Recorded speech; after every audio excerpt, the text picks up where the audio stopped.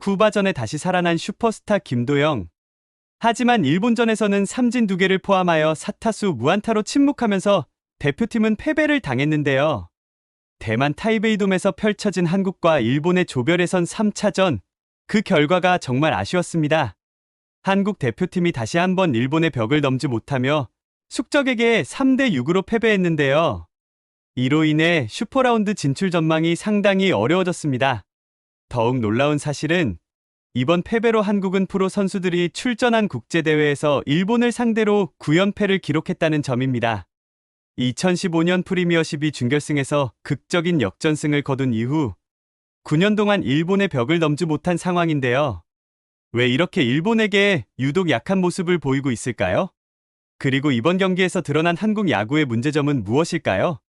오늘 영상에서는 한국과 일본의 경기 내용을 하나하나 짚어보며 양 팀이 보여준 전략과 선수들의 활약, 그리고 한국 대표팀의 과제와 앞으로의 전망을 심도 있게 분석해 보겠습니다. 이 경기, 단순한 패배가 아니라 한국 야구의 구조적 문제를 보여주는 신호탄일지도 모릅니다. 시청 전에 구독과 좋아요 잊지 마시고 지금부터 경기의 모든 것을 파헤쳐 보겠습니다. 2024 WBSC 프리미어 12 B조 조별 예선 3차전은 양팀이 초반부터 치열한 공방전을 펼쳤습니다. 2회 초 한국은 박동원의 2루타와 홍창기의 적시타로 한 점을 먼저 얻으며 분위기를 가져왔는데요. 선발 투수 다카하시 히로토를 상대로 효과적인 타격을 보여줬고 추가 점수 기회도 있었지만 타선이 터지지 않아 아쉬움을 남겼습니다. 그러나 2회 말 일본은 구레바야시의 적시타로 2점을 추가하며 역전에 성공했습니다. 이후 5회 말에는 마키의 2타점 적시타로 점수를 벌리며 다시 승기를 잡았습니다. 대한민국은 4회 초 박동원이 솔로 홈런을 터뜨리며 동점을 만들었지만 일본의 집중력을 넘어서기에는 부족했는데요. 7회 말 일본 모리시타가 2점 홈런을 날리며 쐐기를 박았습니다. 이번 경기로 대한민국 대표팀의 문제점을 한번 살펴보겠습니다. 일단 가장 중요한 문제는 투수진 운영의 한계인데요. 선발 최승용은 1.2이닝 4피안타 2실점으로 조기 강판되었습니다. 이후 불펜진이 투입되었지만 집중력 부족과 결정적 상황에서의 실점이 이어졌습니다. 특히 5회 말 만루 상황에서 투수 교체가 늦어지며 2타점 적시타를 허용한 점이 정말 아쉬웠습니다. 가장 중요한 문제점은 선발 투수의 짧은 이닝 소화와 불펜 과부하가 반복되고 있어 마운드의 안정감이 떨어지고 있다는 것입니다. 또한 타선의 기복 있는 컨디션도 문제가 아닐 수 없는데요. 홍창기와 박동원이 좋은 활약을 보였지만 전체적으로 타선의 집중력이 부족했습니다. 실질적인 리더로서 4번 타자의 부재가 정말 아쉬운데요. 윤동희가 선발 제외된 가운데 중심 타선의 무게감이 상당히 떨어졌습니다. 클러치 상황에서 득점을 만들어내지 못한 점도 패배의 원인 중 하나였습니다. 또한 올 시즌 가장 큰 활약을 펼쳤던 김도영의 침묵이 매우 아쉬웠는데요. 쿠바전 2개의 홈런을 통해 5타점의 위용을 뒤로하고 일본전에는 2개의 삼진을 포함하여 4타수 무안타로 부진을 보였습니다. 이러한 기복이 가장 문제점이라고 할 수 있는데요. 김도영뿐만 아니라 많은 타자들이 찬스를 잘 살리지 못하고 있습니다. 홈런이 많이 나와서 경기의 흐름을 대한민국 쪽으로 돌리면 좋겠지만 그럴 만한 선수가 김도영을 제외하고는 없다는 점이 아쉽죠. 이번 패배로 한국은 일본전 9연패라는 기록에 빠졌습니다. 이는 단순히 선수들의 경기력 부족을 넘어 전력 분석과 전략적 대응에서의 문제점을 반영합니다. 일본은 한국의 좌타자 중심 타선을 겨냥해 다카하시를 기용하며 효과적으로 대응했고 이는 성공적인 결과로 이어졌습니다. 또한 적시에 터지는 집중력 있는 타격으로 효율적인 득점을 일궈냈습니다. 안타의 수에 있어서도 대한민국 10개, 일본 11개로 충분히 대등한 경기 흐름을 보여주었지만 실제 점수 차이는 3대6으로 패배를 당했죠. 일단 일본의 경기력을 바탕으로 대한민국 대표팀을 진단해야 합니다. 일본 대표팀의 강점은 마운드의 안정감이라고 할 수 있습니다. 일본 선발 다카하시 히로토는 4이닝 동안 7피안타를 내주었지만 8탈삼진으로 위기를 극복하며 인상적인 피칭을 선보였죠.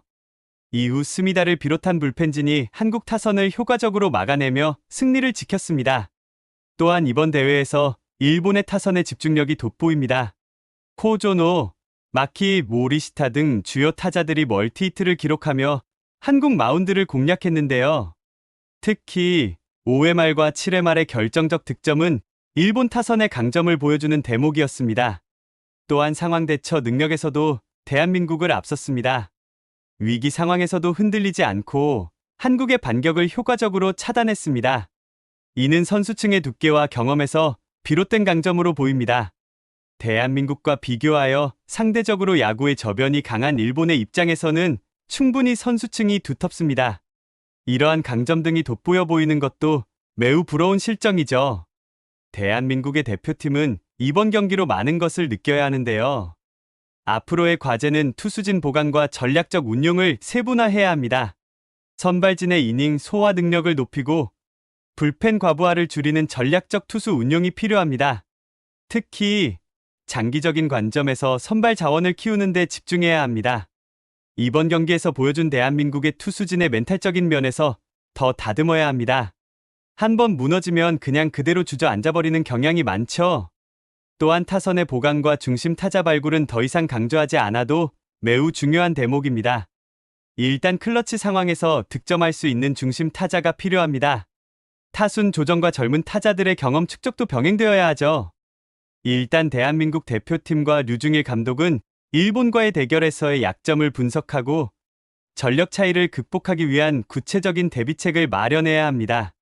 데이터 분석과 함께 실전 대응 능력을 높이는 훈련도 필요하죠.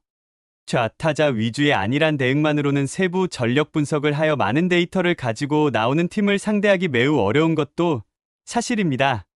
일단 대한민국 대표팀은 슈퍼라운드 진출을 위한 도미니카전 필승의 정신을 가지고 임해야 하는데요.